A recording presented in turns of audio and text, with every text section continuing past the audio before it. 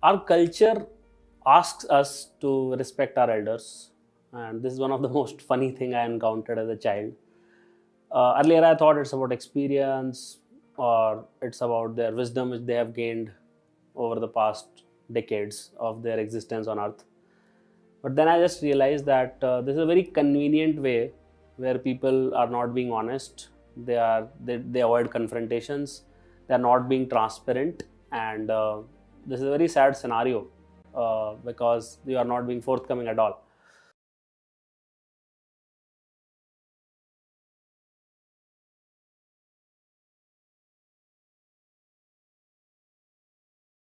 This problem plagues us a lot of people in startup world as well, and the leaders which outgrow this are the ones who ending up scaling organizations.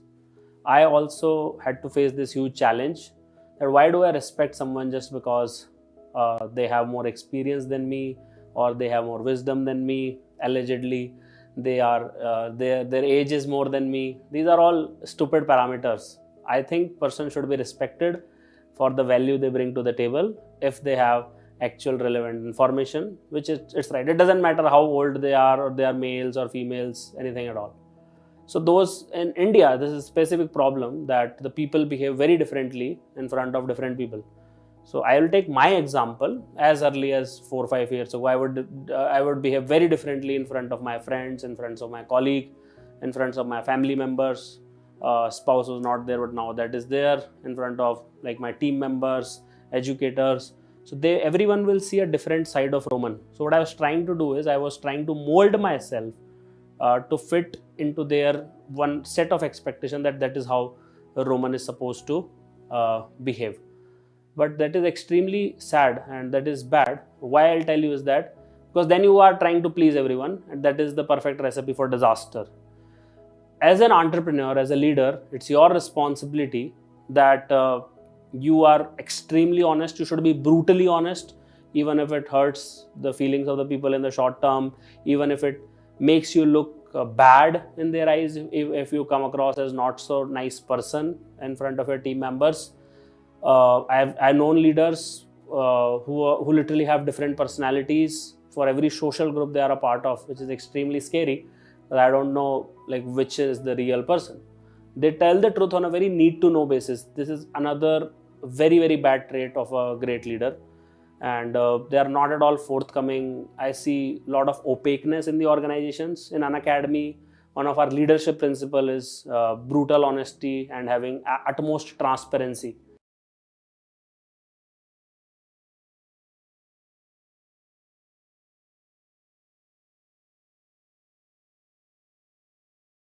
Don't behave the way people want you to behave. Have your own personality. If you read about any great individual, if you read any autobiography, I had to fix it for myself. I was also like this is one of the most painful change I had to undergo, that I was trying to please everyone around me. I was trying to mold however they wanted me to behave, and that is something which I have outgrown now.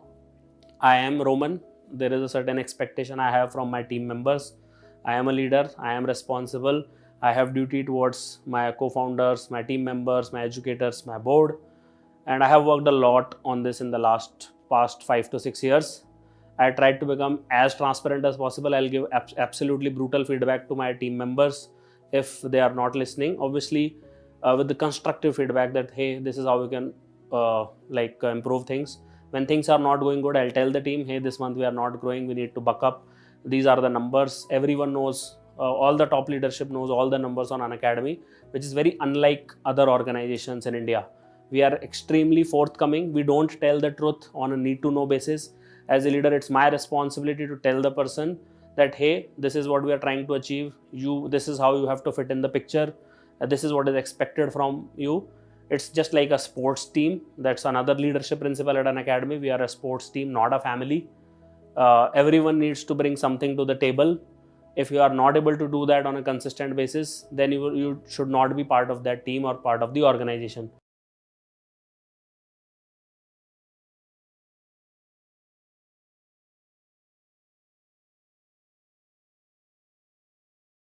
So in that way, yes, in short term, when you are being brutally honest, and you're setting the right expectation, when you're being overtly transparent, forthcoming, when you don't respect the status quo, people don't like it. Obviously, they don't like it in the short run, but you can never be a great leader if you don't have these four traits. You have to be absolutely to the point. You need to give the proper feedback, even to yourself.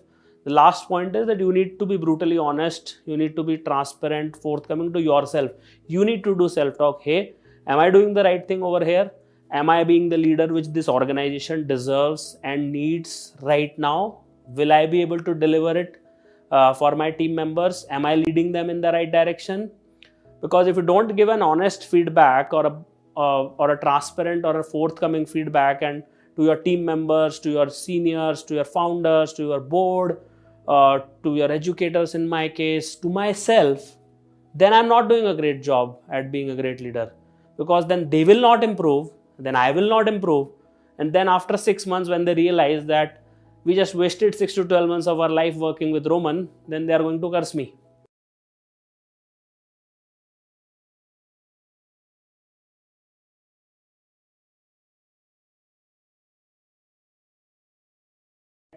If only someone would have given the right feedback to me, howsoever brutal it was, which I wanted to hear, then my career may be at a different track. So she might not like that feedback today if I give it to her, but after 12 months, she will regret it that I didn't get it in the first place.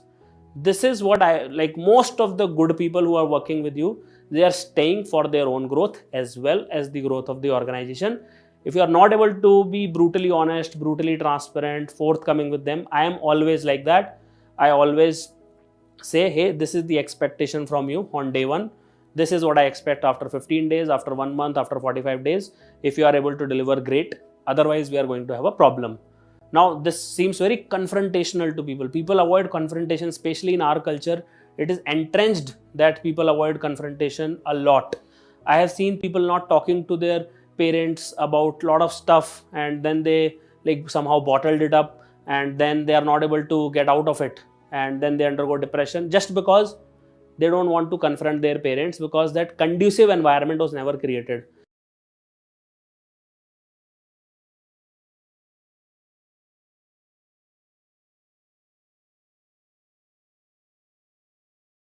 See, nothing great has ever been done. I will not be right all the time. My team will not be right all the time. We need to confront each other and arrive at a conclusion. So in our culture, it is sort of you are like looked down upon if you confront people.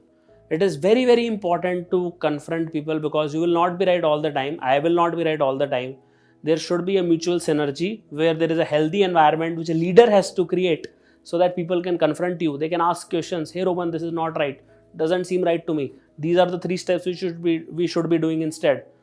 That confrontational environment also leads to a lot of problems in our society. Children are bottled up, their emotions, their pent up feelings, their frustrations. They're not able to open up with their parents, and they have to find other recourses for that. This is one of the main reasons plaguing us, that we are not being confronted. Confrontation is a good thing. Respecting your elders for the sake of it is not. So try to be brutally honest. Elders here means your managers, your founders, whoever it is in the organization. If they are right, it has to be on the merit of the information, on the values they bring to the table, not based on their experience or past accolades.